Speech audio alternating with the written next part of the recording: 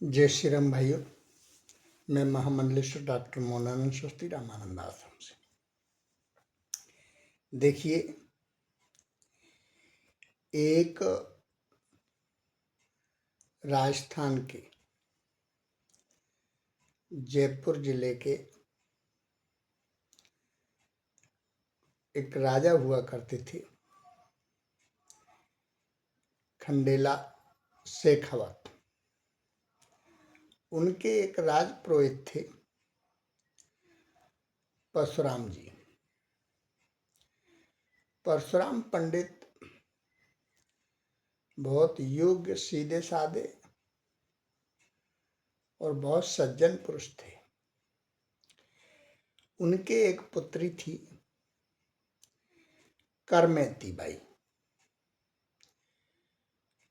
वो करमैती बाई जो है, बचपन से भगवान कृष्ण की भक्त थी। पूर्व के उसके संस्कार बहुत अच्छे थे। भगवान कृष्ण को पूजती, भगवान कृष्ण के गीत गाती, कभी नाचने लगती, कभी हंसती, कभी भगवान के विरह में रोने लग जाती। ये बात माता पिता देख करके बड़े प्रसन्न होते, क्योंकि बचपन में बालक जो है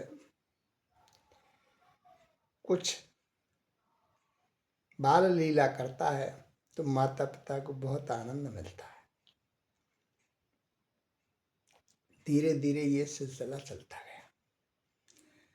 करमैती बाई विवाह नहीं करना चाहती थी, लेकिन लोक लाज की वजह से, संस्कारों की वजह से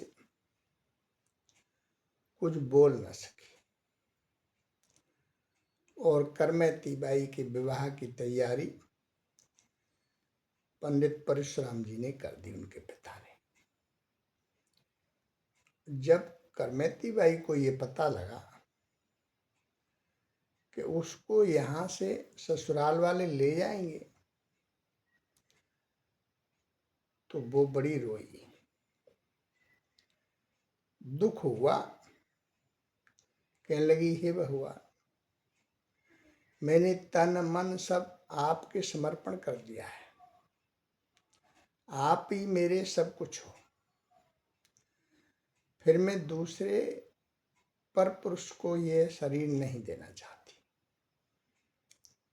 और वो रात को ही घर से निकल गई। अब सुबह देखा परशुराम जी ने, करमैती बाई की माता ने बताया कि बच्ची नहीं है, निकल गई। इधर ससुराल वाले करमैती को कोई रस्म उपहार देने के लिए आए थे, जो विवाह से पहले होती है। अब वो भी चले गए। परशुराम पंडित जी बहुत ही कष्ट हुआ, दुखी हुए, लेकिन उन्हें विश्वास था कि उसकी बिटिया के संस्कार बहुत अच्छे हैं और कोई ऐसा कर्म वो नहीं कर सकती है। राजा को सूचना दी गई। राजा ने घुड़सवार सिपाही बहुत सारे ढूंढने के लिए भेजे और कर्मा को लगा कि कुछ धूल उड़ती आ रही है मेरे पीछे। रात भर में वो बहुत दूर निकल चुकी थी और वृंदावन के लिए निकल चुकी, अपने भगवान कृष्ण के पास। और घुड़सवार ले जाएंगे मुझे पकड़ करके। वहां कोई पेड़ छुपने के लिए नहीं था, कोई झाड़ी नहीं थी। उसने विचार किया, अब क्या किया जाए। एक ऊंट मरा पड़ा था,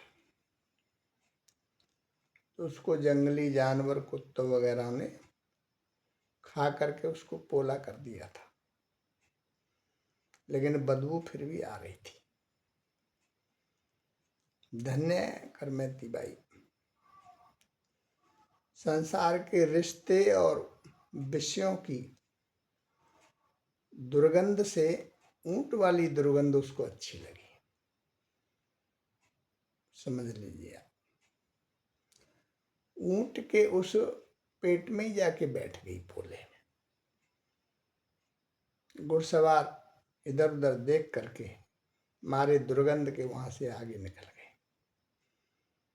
देख नहीं पाए, चले गए। उसी में बैठी रही वो। दूसरे दिन जाकर के फिर रात्रि में निकली और जाकर के देखा कुछ नहीं था, धीरे धीरे धीरे, लेकिन परमात्मा सब दिखा देता है। मार्ग ही ले जाता है अनजान को, परमात्मा में जिसका विश्वास होता है। कृष्ण की प्रेरणा थी, आखिर वृंदावन पहुंच गई। वो वृंदावन पहुंच गई, अब कोई पहचान नहीं थी, बस वहां तो राधे कृष्ण राधे कृष्ण राधे कृष्ण। एक कुटिया में उसे आश्रय मिल गया, दावानल कुंड पे निवास करने लगे। उसे वहां एक गुरुजी भी मिल गए, उनसे दीक्षा ले ली और वहीं कुंड के एक वृक्ष के नीचे बैठ करके अपनी भजन पूजा ध्यान करने लगी, सुमरन करने लगी। कुछ दिन बाद उनके पिता श्री परशुराम जी ने अंदाजा लगाया कि हेवन हो बेटी भगवान कृष्ण से मिलने वृंदावन तो नहीं चली गई। वृंदावन गए वो, सारे वृंदावन में खोजते फिरे, देखते फिरे, कुछ दिन निवास किया। एक दिन वहां पहुंच गए, देखा सो करमैती बाई जो है पेड़ के नीचे अपनी समाधिष्ठ है, भगवान कृष्ण के ध्यान में।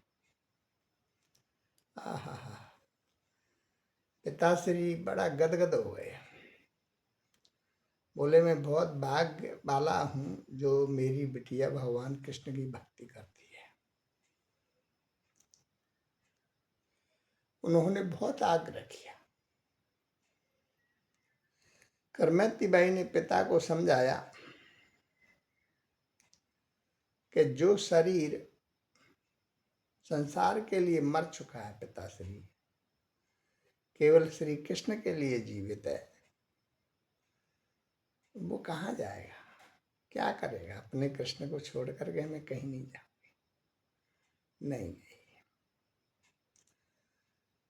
चले गए। जाकर के उन्होंने शेखावत राजा को बताया। राजा गदगद होया, बोले ऐसी महाभागा बिटिया के दर्शन करने में जाऊंगा। आए, राजा ने उनकी परिक्रमा की, दंडवत किया, दर्शन उसके करके करमैती बाई के कृतार्थ हो गए।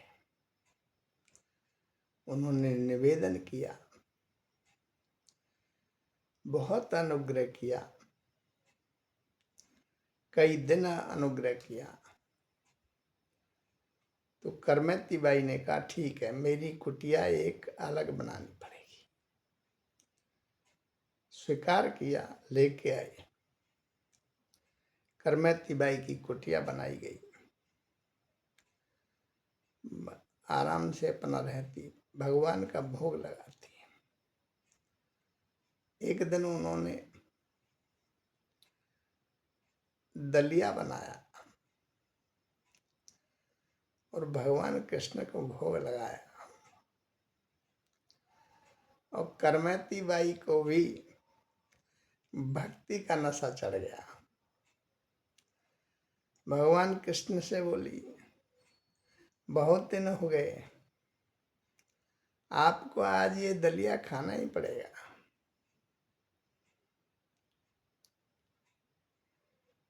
बैठ गई, थाली में रख करके जल रख दिया भगवान कृष्ण की मूर्ति के सामने। बोली, जब तक आप नहीं खाओगे तब तक मैं भी नहीं खाऊंगी।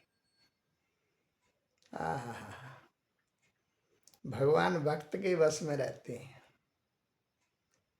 3 दिन हो गए करमैती बाई ने दलिया उठाया नहीं, जल उठाया नहीं, खुद उठी नहीं, सत्याग्रह कर दिया, खाया पिया नहीं। भगवान कृष्ण ने आकर के भोग लगाया और करमैती बाई को कृतार्थ किया। करमैती बाई के आंसू आ गए, अपने आप लुढ़कने लगे। तो जहाँ कहते हैं वैष्णव लोग, हमारे पंडित लोग, हमारे साधुजन, भगवान का भोग नहीं लगेगा इसमें मिष्ठान नहीं है, भगवान का भोग नहीं लगेगा इसमें पवित्रता नहीं है, भगवान का भोग नहीं लगेगा ये ताजा नहीं है। उस करमैती बाई ने दिखा दिया कि सब रसों का एक ही रस है, भक्ति। भगवान को हम जैसा चाहें वैसा हम कर सकते हैं, भगवान को जहाँ बुलाएं वहाँ बुला सकते हैं।